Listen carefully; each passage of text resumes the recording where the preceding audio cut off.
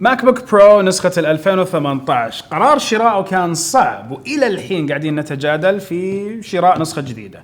الموضوع يستاهل ولا ما يستاهل؟ وأيضا هل أنا ندمان على شراء هذا الجهاز؟ خلينا نعرف في الفيديو كل التفاصيل. السلام عليكم ورحمة الله وبركاته، أخوكم فيصل السيف. والشيء بالبداية واضحه، الأجهزة حقت أبل تستخدم عندنا كآي ماكس وماك بوك بروز في التحرير بشكل جدا مكثف. تعجبنا المنظومة، يعجبنا الفاينل كات، ومستانسين ومرتاحين على الثبات في أداء المونتاج عليها. هذا لا يعني إنه ما نحب البي سي، لا نحب البي سي وكل شيء، وهذا ما يعني إني ما أنتقد وما أقول شيء على أبل. عادي، هي نقل تجربة وأمورنا كويسة فيها. تحب منتجات أبل لك منا كل الاحترام، ولكن هذا الإعجاب حقك شوي كذا. اوكي، نستخدم ايفون، نستخدم اب، كل شيء، ولكن لازم نتكلم بموضوعيه شوي. نقول انه ابل اعلنت عن مجموعه اجهزه لعام 2018 من الماك بوك بروز. هذه الاجهزه تحمل الجيل الجديد من معالج انتل، الجيل الثامن، تبدا من 2.2 الى تقريبا نتكلم على 3.2 بالمعالج حق الاي 9. نتكلم على وحش حطوه فيه معالج. قالب التصنيع من شركة أبل اللي تشوفه وتعرف إنه ماك بوك بروز هو العرض في الارتفاع، وارتفاع كذا سنتي 2 سنتي، أيضا مستطيل رايق من قطعة واحدة مصنوعة بشكل جدا جميل، قطعة ألمنيوم. هذا الأسلوب اللي نعرفه في الماك بوك بروز، وهذا الأسلوب اللي استمر في سلسلة 2018. ومع هذا الأسلوب لم يتغير فكر أبل في وضع المعالجات القوية اللي تحتاج أداء أكثر بالتبريد وشغل أكثر في التبريد في هذه الأجهزة. النتيجة أنه جهاز يعطي أداء أحسن بشكل ملحوظ من الأجهزة القديمة حقت الماك بوك بروز، ولكن أيضا بين المنظومة حقت الأجهزة الجديدة اللي تم إعلان عنها ما في الفروقات الشاسعة، بل إنه فروقات السعر أكثر من فروقات الأداء، وعدم الاستقرار في الأداء أكثر بشوي بين النسخ من استقرار مستمر بين الأجيال أو بين النسخ الأعلى من المعالجات. أنا بسط الأمور شوي. نتكلم على ال 2.2. هذا الجهاز اللي اخترته، كان عندي مجموعة منافذ كثيرة في الجهة اليمنى واليسرى، وكنت مرتاح، وكان عندي accessibility جدا عالية، ووصول عالي لكل شيء يحتاجه من منافذ.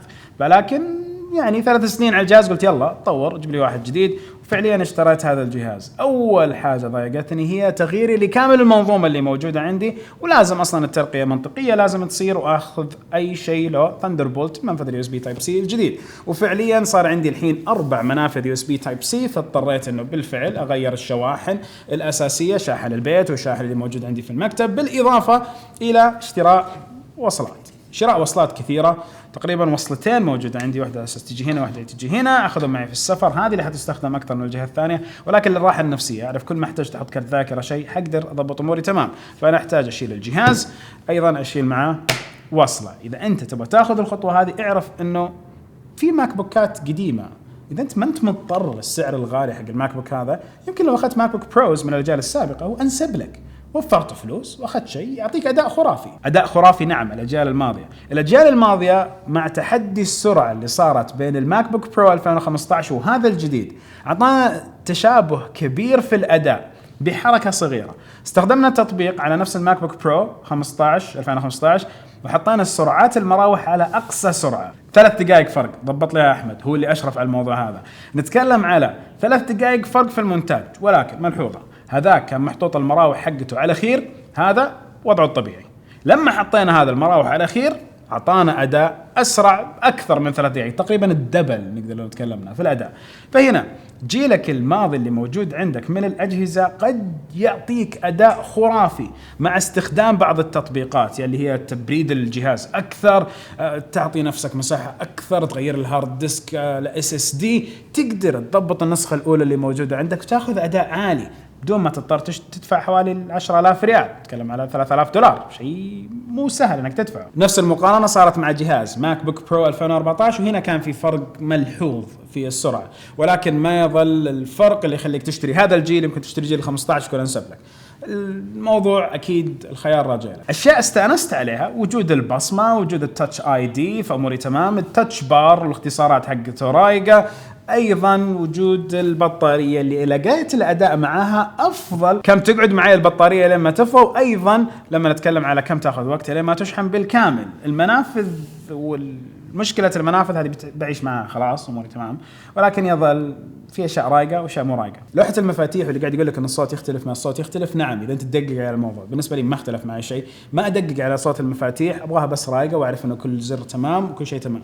تاتش باد لا فرق معي، التاتش باد صار التاتش باد ماخذ شاشه تاتش باد، لو حطيت جوال مكان التاتش باد تلاقي انه جوالك كامل كذا تاتش باد، فلا الاختصارات رايقه اموري تمام مع التاتش باد. مشكله الحراره موجوده، في مشكله مع الحراره حقت الجيل الثامن، التحديث حطيناه والتحديث اللي يصلح المشاكل حقت الاي 9 نزل من ابل، ولكن هنا نسخه ال 2.2 فمشكله الحراره اصلا ما كانت شيء ضخم كبير، مشكله الثروتلينج، ولكن المشكله اللي هنا حاليا موجوده هي بعض الحراره، فبرنامج حق المراوح احيانا يساعد انه يبرد لك الجهاز شوي، ومعليش لازم اعترف بشيء، ترى انا اكرف الجهاز يا جماعه، انا اكرف الجهاز ولا لا يا احمد؟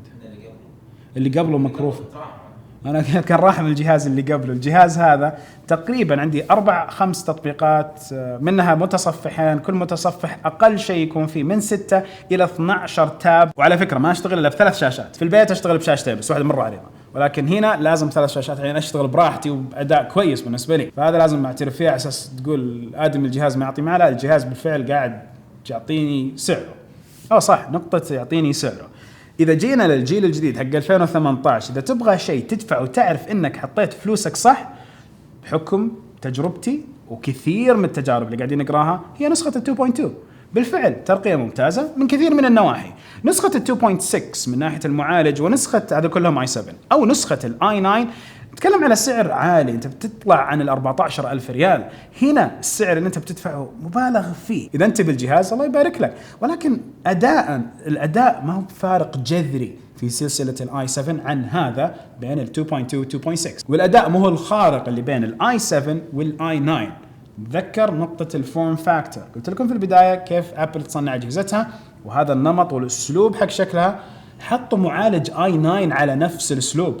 شوفوا اشكال لابتوبات اللي فيها معالج i9 كيف تكون، بعضها يجيك عندك جي بي يو عالي ويقعد يحطوا لك شاحنين عشان يشتغل، سويناها مره على الام اس اي، فعندك يحتاج الاي 9 باور، يحتاج طاقه، يحتاج قدره عشان يعطيك اداء خارق. وفوق هذا في مشاكل على سلسله الاي 9، لا ننسى اي 9 جيل جديد، كرت جديد من انتل تحاول تسوق فيه وتجيب فيه جمهور اكثر. انتل قاعده تتعرض الى مشاكل كثيره من وجهه نظري في تواجدها، زمان قبل 10 سنين متواجدين في كل مكان، الحين ما هم موجودين الا على البي سيات وبعض الماك بوكات. وايضا لا تنسوا القرار اللي طلعوا فيه ابل انه حيطلعوا معالجات الماك بوك اير والفئات الدخول من اللابتوبات، اعطيها كم سنه بيطلعوا لك معالجات حقتهم حتى على الماك بوك بروز. هذا 2.2، اذا انت عندك 2.5 بس الاجيال السابقه حيكون هنا الاداء اعلى. ليش؟ لانه هنا عندكم سداسي الانويه، ايضا المالتي ثريدنج جدا ممتاز، مالتي تاسك مالتي ثريدنج اللي موجود مع المعالج حيكون هنا ممتاز، فيعطيك الاداء الكويس. تروتون على اداء العمل اللي انا اسوي في هذا الجهاز ما اسوي عليه مونتاج عالي او ثقيل،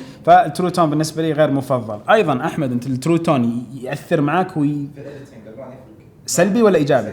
اوكي، التروتون بالتاكيد في الايديتنج حيكون موضوع سلبي. ليش سلبي؟ لانك ما حتشوف الالوان على طبيعتها، وحترفعها على اليوتيوب او ترفع المحتوى النهائي او تعطي المحتوى النهائي لشخص حيكون عنده شاشته مو بنمط التروتون، فهنا يمكن تفرق عليه، حيشوف المحتوى بشكل مختلف. جربها، سوي تروتون ايديتنج على فيديو، بعدين تصدر هذا الفيديو حطه على اي جوال. اذا انت بالاصح عدلت الوان، اوكي، استخدمت تعديل الالوان على اساس تحسن نفس جوده العمل. كتختيم، ماك بوك بروز 2.2 خيار جيد. ندمان نعم على بعض الأشياء اللي فقدتها بوجود المنافذ بشكل طبيعي على الجهاز، كنت مستثمر في أشياء كثيرة على المنظومة بحيث أني وين ما رحت أحط الجهاز أشبك كيبلين وأموري تمام. ما عندي الثاندربولت المنفذ القديم، لازم نتغير وتعدل حسب ما أبل تبغاني، ولازم أنه نستخدم المنافذ حقت اليو اس بي تايب سي، ولازم نشتري قطع وسطات كثيرة اشتريتها من شركة ثانية ما اشتريتها من أبل. فإذا هي استثمار كويس مناسب إذا تحتاج كامل هذه الخصائص وحتلاقي سعره فيه. أما كجهاز لا تفكر فقط في الماك بوك برو، يمكن الماك بوك اير أو الماك بوك يكون خيار مناسب لك إذا أنت لك في التصفح ولك في المواقع ولك في الشراء ولك في بعض الأشياء اللي ما فيها تحميل معالج بشكل كبير، سواء المعالج العادي او المعالج الرسومي، ما تسوي ايديتنج، ما تسوي تحرير صور. فاذا انت ما تحتاج الاشياء ذي كلها، يمكن نسخه ال 13 ماك بوك برو مناسبه لك. ممكن لو شفت الماك بوك اير او شفت الماك بوك يكونوا برضو خيار مناسب بالنسبه لك، بغض النظر عن وجود اخر الاجهزه والاول الاجهزه. تذكر منظومه ابل وسياسه ابل في الاجهزه، مو انه احنا ننتج شيء نلغي اللي قبله، لا، ننتج شيء نعطي لك اكثر من خيار. فانت الخيار عندك، لا تخلي فقط خياراتك هي اخر الاجهزه. نهايه الفيديو كل فيديو اتمنى باذن واحد احد توفقت في هذا الفيديو. قولوا لنا قراركم اذا انت من محبين الماك بوك برو، هل تلاقي انه الترقيه الحين لازم ولا نستنى؟ ولا في نقطه جدا جدا مهمه يبغالي اقولها. لو جبنا الصورة هذه الصورة أخذتها من نفس موقع أعطاني أحمد اللي يوضح لك الأداء حق المعالج في مختلف الأجهزة اللي أنتجتها أبل، من ماك بوك بروز، من الماك آي ماك برو، من كلهم كل شيء. لو تلاحظوا إنه إلى الحين ما نزل عندنا سلندر جديد ماك برو، إلى الحين ما نزل واحد جديد سلندر. لو لاحظنا في هذا الجدول إلى الحين الماك برو أموره جدا ممتازة على هذا الجدول، فليش أنا أجيب جيل ثاني يصعد إلى فوق الجدول وأنا أعرف أنه أقدر أجيب منتجات تملي فراغ في هذا الجدول؟ أقدر الحين أنزل هذا اللي جاء وملى فراغ. فإذا أنا عندي كامل المنتجات حقتي أنا يا شركة أبل، عندي الآي ماك برو، وعندي أيضا ماك بوك برو، هذول الإيليت الممتازين اللي أقدر أستغل فيهم كل احتياجات الناس اللي يبغوا كرف في نفس الأجهزة حقتي. من حاسبات أنا جبت للناس محبين الحاسب خيارات في منظومة الماك مناسبة، فليش الحين أنزل ماك برو؟ المفروض ينزل الحين ماك برو أبدا، يمكن سنة أو سنتين اللي ما ينزل ماك برو، وأتمنى أني غلطان لأنه كلنا نبغى ماك برو جديد. نهاية الفيديو كل فيديو سبحانك اللهم وبحمدك أشهد أن لا إله إلا أنت أستغفرك وأتوب إليك. السلام عليكم ورحمة الله وبركاته. شغلة أنك تشيل 3-4 أشياء مع بعض. أتعود من جد.